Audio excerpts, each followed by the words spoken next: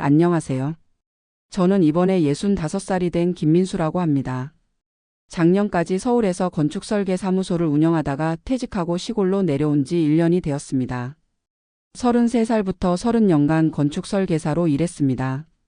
처음에는 대형 건축사무소에서 직원으로 일하다가 45살에 용기를 내어 독립해서 제 사무실을 차렸죠.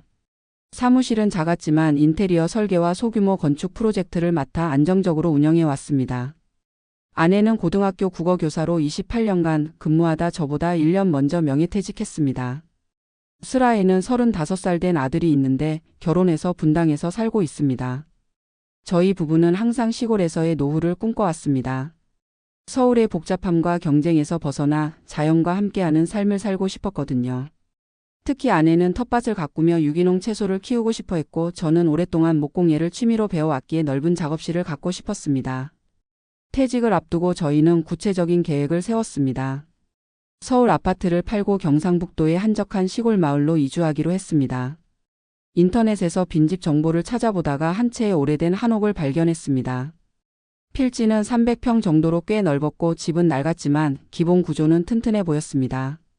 게다가 가격이 5천만 원으로 서울 아파트를 판 돈에 비하면 정말 싼 가격이었습니다. 저는 제 경험을 살려 직접 리모델링하면 비용도 절약하고 원하는 대로 공간을 꾸밀 수 있을 거라 확신했습니다. 그렇게 작년 봄 저희는 서울 강남의 아파트를 7억 원에 팔았습니다.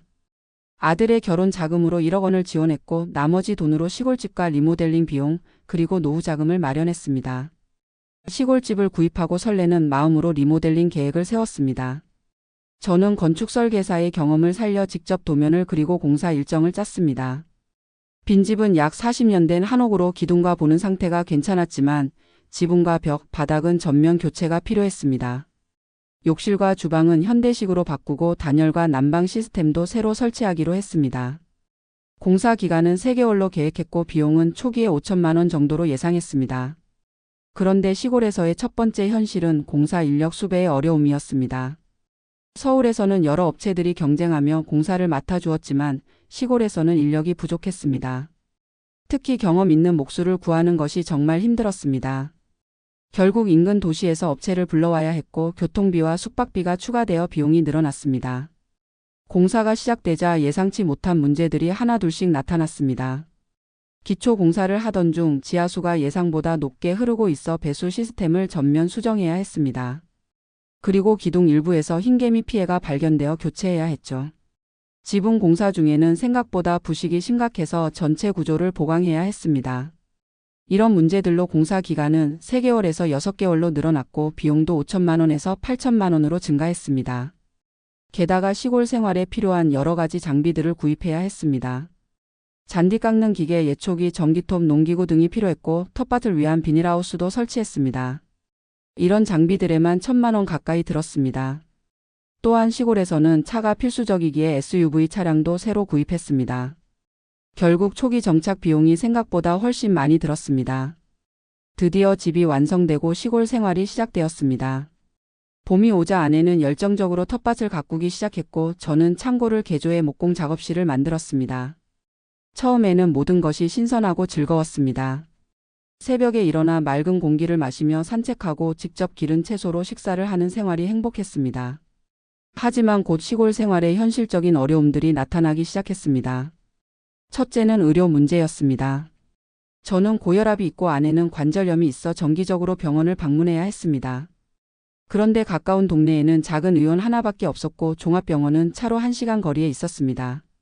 한 번은 제가 밤에 갑자기 복통이 심해졌는데 인근에 응급실이 없어 아내가 1시간을 운전해 도시병원으로 데려가야 했습니다. 다행히 큰 문제는 아니었지만 만약 정말 심각한 상황이었다면 위험할 수도 있었겠다는 생각에 불안해졌습니다. 둘째는 생활 인프라 문제였습니다. 마을에는 작은 슈퍼마켓 하나만 있어서 기본적인 식료품은 살 수 있었지만 다른 생필품을 구하려면 읍내까지 나가야 했습니다. 인터넷도 서울만큼 빠르지 않았고 겨울에는 눈이 많이 오면 며칠씩 고립되기도 했습니다.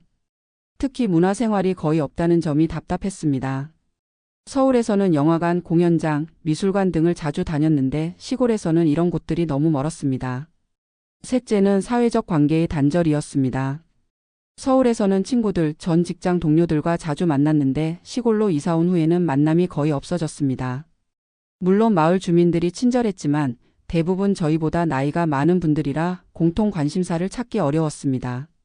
아내는 특히 친구들과의 만남이 줄어들어 외로움을 많이 느꼈습니다. 여름이 되자 또 다른 문제가 생겼습니다. 벌레와 해충들이 너무 많았죠.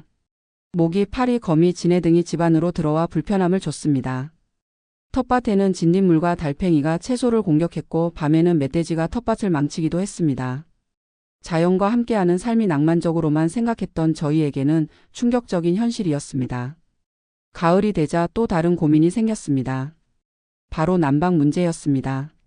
한옥은 아무리 단열을 잘해도 현대식 아파트보다는 보온성이 떨어졌습니다.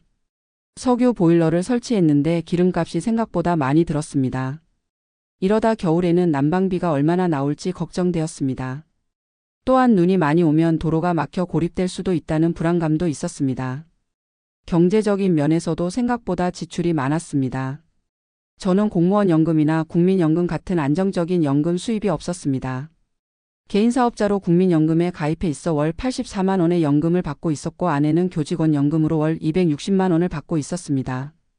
두 사람 합쳐 월 344만 원의 수입이 있었지만 생각보다 지출이 많았습니다. 집 관리비, 차량 유지비, 의료비, 생활비 등을 합치면 월 250만 원 정도가 들었습니다. 게다가 집을 고치면서 예상치 못한 수리비가 자주 발생했습니다. 오래된 집이다 보니 이곳저곳 문제가 생겼고 수리할 때마다 30만 원에서 100만 원까지 비용이 들었습니다. 특히 가을에 태풍이 와서 지붕 일부가 손상되었을 때는 수리비로 300만 원이 들었습니다. 겨울이 되자 상황은 더 힘들어졌습니다.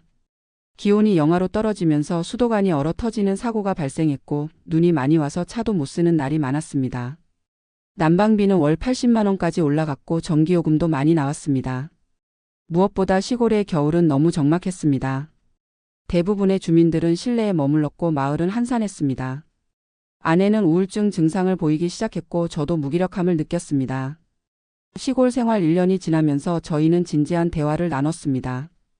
여보, 솔직히 어떻게 생각해요? 저는 아내에게 물었습니다. 처음에는 정말 좋았어요. 하지만 지금은 너무 외롭고 불편해요. 서울에 있는 친구들이 보고 싶고 문화생활도 그리워요. 그리고 건강 문제도 걱정돼요. 아내가 솔직하게 대답했습니다. 저 역시 비슷한 생각이었습니다.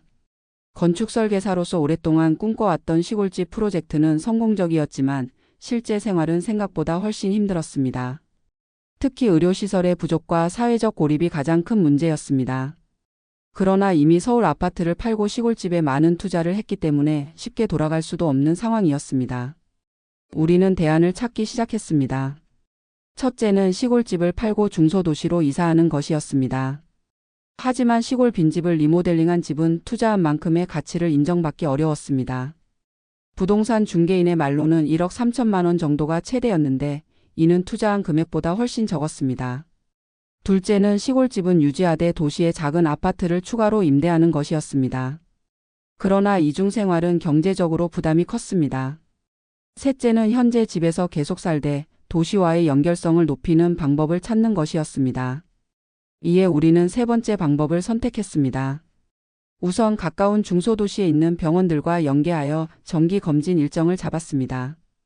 또한 일주일에 한두 번은 도시로 나가 문화생활을 즐기고 필요한 물품을 구입하기로 했습니다.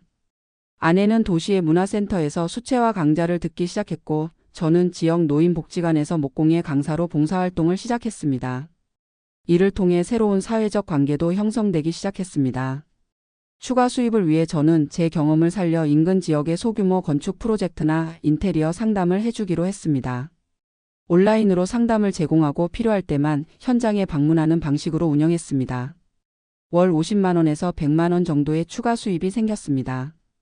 또한 텃밭에서 기른 유기농 채소와 과일을 지역 장터에 판매하기 시작했습니다. 소득은 크지 않았지만 아내에게 보람을 주었고 지역 주민들과 교류하는 기회가 되었습니다. 겨울철 난방비 문제를 해결하기 위해 태양광 패널을 설치하고 화목 보일러를 추가했습니다. 초기 투자 비용은 들었지만 장기적으로는 비용 절감 효과가 있었습니다. 또한 지역 주민들에게 조언을 구해 겨울철 집 관리법을 배워 동파 사고도 예방할 수 있었습니다. 1년이 지난 지금 저희는 시골 생활에 조금씩 적응해 가고 있습니다. 처음에 낭만적인 기대와는 달랐지만 현실적인 문제들을 하나씩 해결해 나가면서 새로운 균형을 찾아가고 있습니다. 시골 생활은 분명 어려움이 있지만 자연과 함께하는 여유로움과 스트레스 없는 환경은 도시에서 찾기 어려운 가치였습니다. 특히 아침에 일어나 창문 너머로 보이는 산과들, 정원의 꽃들은 도시 생활에서는 결코 경험할 수 없는 행복을 주었습니다. 가장 큰 변화는 우리 부부의 관계였습니다. 서울에서는 각자 바쁜 일상에 쫓겨 대화할 시간이 부족했는데 시골에서는 함께 보내는 시간이 많아지면서 대화가 깊어졌습니다. 어려움을 함께 극복해가는 과정에서 서로에 대한 이해와 신뢰가 더 커졌습니다. 저희가 시골 생활을 통해 배운 가장 큰 교훈은 3가지였습니다. 첫째, 변화에는 항상 예상치 못한 어려움이 따른다는 것입니다. 낭만적인 기대만으로 큰 결정을 내리면 현실의 벽에 부딪힐 수 있습니다. 둘째, 노후의 가장 중요한 요소는 의료 접근성과 사회적 관계라는 것입니다. 아무리 환경이 좋아도 건강 문제가 생겼을 때 적절한 치료를 받지 못하면 불안감이 커집니다. 또한 외로움은 생각보다 큰 스트레스 요인이 됩니다. 셋째, 적응과 타협의 중요성입니다. 처음 계획대로 모든 것이 진행되지 않을 때 고집을 부리기보다는 상황에 맞게 계획을 수정하는 유연성이 필요합니다. 현재 저희는 완전한 시골 생활과 도시 생활의 중간 지점을 찾아가고 있습니다. 주중에는 시골에서 자연과 함께하는 여유로운 생활을 즐기고 주말에는 가끔 도시에 나가 문화생활을 즐기고 있습니다. 또한 아들 가족이 2달에 한 번 정도 방문하는데 손주들이 시골에서 뛰어노는 모습을 보는 것은 정말 큰 행복입니다. 그리고 저희 집을 방문한 서울 친구들은 오히려 시골 생활을 부러워하기도 합니다. 하루나 이틀 방문해서 느끼는 시골의 여유로움과 실제로 살면서 경험하는 불편함은 다르지만 그들의 방문이 저희에게는 큰 위로가 됩니다. 경제적인 면에서도 점차 안정을 찾아가고 있습니다. 물론 서울에서의 생활보다 여유롭지는 않지만 지출을 줄이고 작은 부수입을 만들어 균형을 맞춰가고 있습니다. 무엇보다 몸과 마음이 건강해진 것이 가장 큰 자산입니다. 서울에서는 항상 스트레스에 시달렸는데 시골에서는 혈압도 안정되고 수면의 질도 좋아졌습니다. 또한 텃밭 일로 자연스럽게 운동량이 늘어 체중도 감소했습니다. 아내도 처음에는 우울감을 느꼈지만 지금은 텃밭 가꾸기와 그림 그리기에 푹 빠져 오히려 더 활기찬 모습을 보이고 있습니다. 저희의 경험을 통해 퇴직 후 시골 이주를 계획하시는 분들께 몇 가지 조언을 드리고 싶습니다. 첫째, 충분한 사전 조사와 체험이 필요합니다. 단기간 방문이 아니라 최소 1달 정도 시골에서 살아보고 결정하는 것이 좋습니다. 둘째, 의료 접근성을 반드시 확인하세요.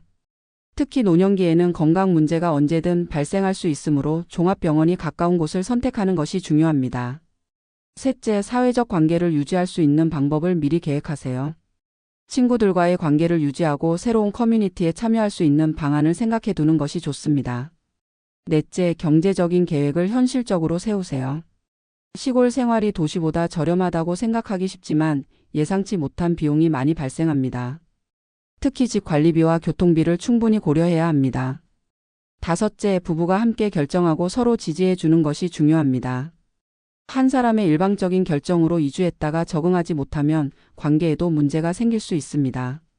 시골 생활 1년 저희는 많은 것을 배우고 성장했습니다. 처음 꿈꿨던 낭만적인 시골 생활과는 달랐지만 그 과정에서 발견한 새로운 가치들이 있습니다. 도시의 편리함과 시골의 여유로움 2가지를 모두 경험해보니 각각의 장단점이 분명했습니다. 이제 저희는 2세계의 좋은 점을 조합하는 방법을 찾아가고 있습니다. 퇴직 후의 삶은 끝이 아니라 새로운 시작입니다. 저희처럼 새로운 도전을 시작하시는 분들께 작은 도움이 되었으면 좋겠습니다. 실패와 좌절도 있었지만 그 속에서 배움과 성장이 있었고 그것이 결국 저희를 더 풍요롭게 만들었습니다. 시골에서의 2번째 해를 맞이하는 지금 저희는 더 이상 도시로 돌아가고 싶다는 생각은 없습니다. 대신 현실적인 어려움을 인정하고 그에 맞게 생활 방식을 조정해 나가고 있습니다. 완벽한 시골 생활은 없지만 저희만의 균형점을 찾아가는 과정이 또 다른 인생의 모험이 되고 있습니다. 퇴직 후의 삶은 미리 계획하고 준비할수록 더 안정적일 수 있습니다. 저희의 경험이 여러분의 노후 계획에 조금이라도 도움이 되기를 바랍니다. 감사합니다.